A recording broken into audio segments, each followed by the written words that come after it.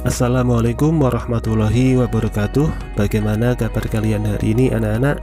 Semoga kita selalu diberikan kesehatan sehingga siap untuk menjalankan kewajiban dan aktivitas belajar hari ini.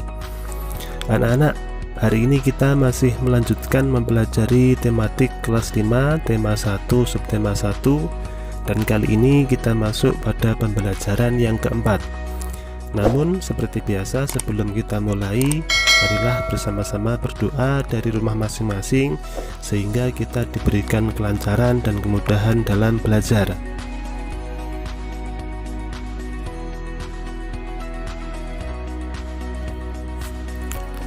Kondisi geografis pulau-pulau besar di Indonesia. Indonesia merupakan negara kepulauan dengan jumlah pulau mencapai ribuan, atau tepatnya sebanyak 16.771 pulau. Perhatikan kembali peta wilayah Indonesia berikut. Dari sekian banyak pulau di Indonesia, terdapat beberapa pulau besar. Di antaranya adalah Pulau Jawa, Sumatera, Kalimantan, Sulawesi, kemudian Papua dan Maluku, dan Pulau Bali dan Nusa Tenggara. Nah, sekarang kita akan mencoba mengidentifikasi kondisi geografis pulau-pulau besar di Indonesia. Yang pertama adalah Pulau Jawa. Pulau Jawa ini memiliki luas 128.297 km persegi. Nah, untuk batas-batasnya, batas lautan adalah Laut Jawa, Selat Sunda, Selat Bali, Samudra Hindia. Kemudian untuk batas daratan, Pulau Bali, Pulau Sumatera, dan Pulau Kalimantan. Keadaan alam di Pulau Jawa. Nama-nama pantai dan laut di Pulau Jawa ini ada banyak sekali pantai dan laut. Di sini hanya disebutkan beberapa.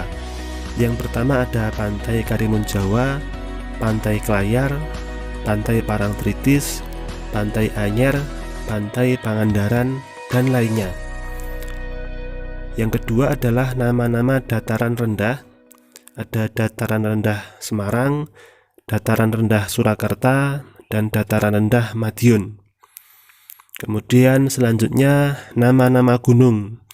Ada Gunung Salak, Gunung Lawu, Gunung Merbabu, Gunung Merapi, Gunung Slamet, Gunung Semeru, dan lainnya.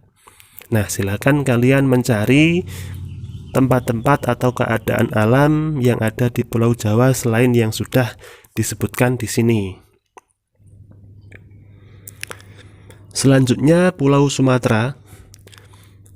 Pulau Sumatera ini memiliki luas 473.481 km persegi. Kemudian untuk batas-batasnya, batas lautan ada Selat Malaka, Selat Sunda, Teluk Benggala, dan Samudra Hindia. Dan untuk batas daratan, negara Singapura, Malaysia, Kepulauan Mentawai, Pulau Kalimantan, dan negara India. Kemudian untuk keadaan alam, yang pertama adalah nama-nama pantai dan laut. Ada Pantai Sorake, Pantai Pasir Putih, Pantai Nongsa, Pantai Pasir Panjang, Pantai Trikora, dan lainnya. Masih banyak pantai-pantai yang lain. Yang kedua, nama-nama dataran rendah. Ada Danau Emas, Danau di Atas, Dipa Campat, dan Anggagiji. Yang selanjutnya adalah nama-nama gunung. Ada Gunung Dempo, ada Gunung Leuser, kemudian ada Gunung Singgolang, dan tentunya masih banyak gunung yang lain.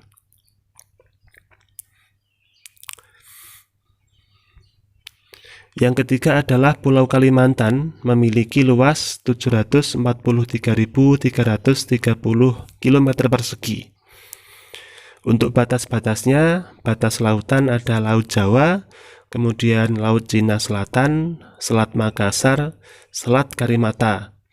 Dan untuk daratan, negara Brunei Darussalam ya, Malaysia, Pulau Sulawesi, dan Pulau Jawa. Untuk keadaan alam, nama-nama pantai dan laut, ada pantai Sangalaki, kemudian ada pantai Samber Gelap, ada pantai Kakaban, pantai Beras, Basah, dan lainnya. Nama-nama dataran rendah, ada dataran rendah Teluk Melano, kemudian dataran rendah Ketapang, dan dataran rendah Pangkalan Bun, dan lainnya. Dan untuk gunung-gunung yang ada di sana, ada Gunung Mandu, ada Gunung Tikung, ada Gunung Aurbunak, dan Gunung Niut. Nah, itu hanya beberapa gunung yang disebutkan. Yang lain masih banyak lagi. Selanjutnya Pulau Sulawesi. Pulau Sulawesi ini berada di sebelah timur Kalimantan. Luasnya adalah 180.681 km persegi. Kemudian untuk batasnya, lautan ada Laut Banda, Laut Sulawesi, Laut Flores, dan Selat Makassar. Untuk batas daratan, Pulau Kalimantan, Pulau NTB dan NTT, Kepulauan Maluku, dan negara Filipina. Negara Filipina ini berada di utara dari Sulawesi. Untuk keadaan alam, nama-nama pantai dan laut, ada Pantai Likupang, Pantai Malalayang, Pantai Talise, Laut Bunaken, Laut Wakatobi, dan lainnya. Dan untuk dataran rendah, ada dataran rendah Ujung Pandang, Masama, Bulukumba, Banteng, dan lainnya. Selanjutnya nama-nama gunung yang ada di Sulawesi, ada Gunung Kelabat, Gunung Bawakaraeng, Gunung Mahawu, Gunung Lakon, dan ada gunung-gunung lain.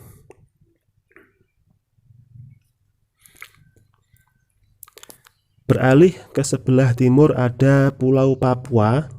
Pulau Papua ini merupakan daerah yang berada di paling timur Indonesia. Luasnya adalah 786.000 km persegi.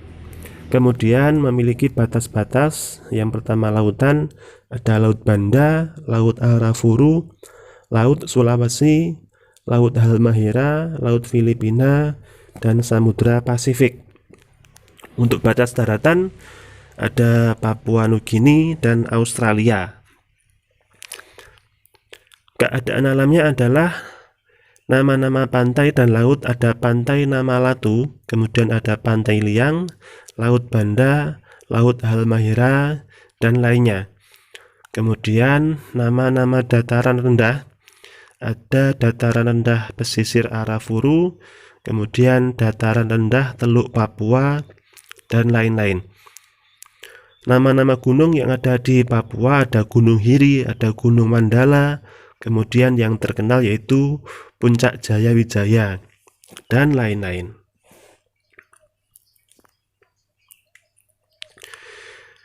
Kemudian yang terakhir ada Pulau Bali dan Nusa Tenggara.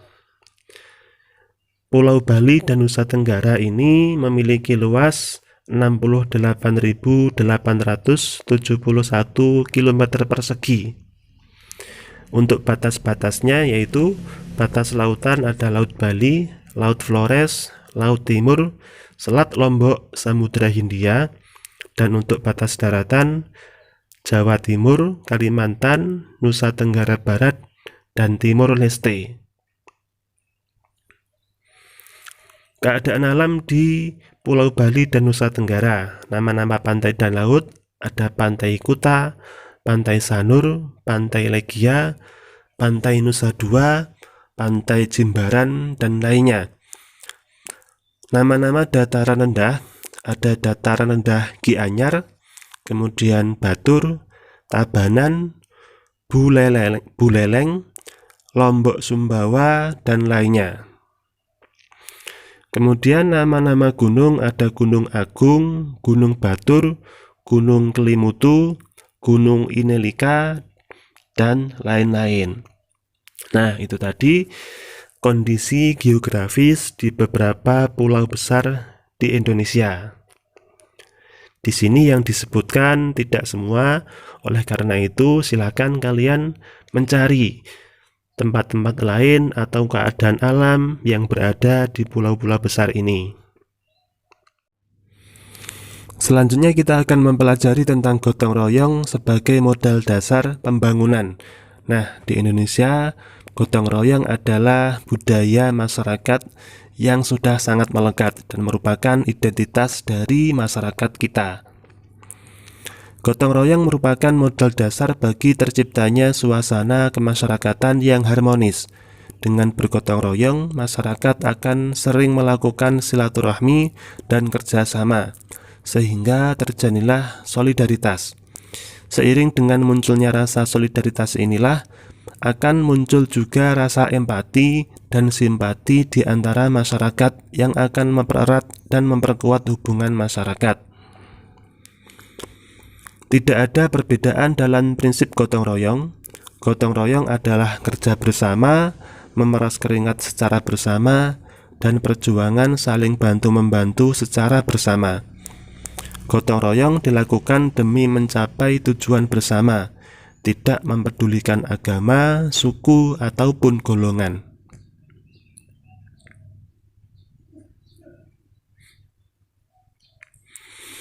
Manfaat dari gotong royong. Pada gambar di samping terdapat gambar ilustrasi dari kegiatan gotong royong yang biasa kita jumpai di masyarakat. Nah, sekarang dapatkah kamu menyebutkan dampak positif dari kegiatan tersebut?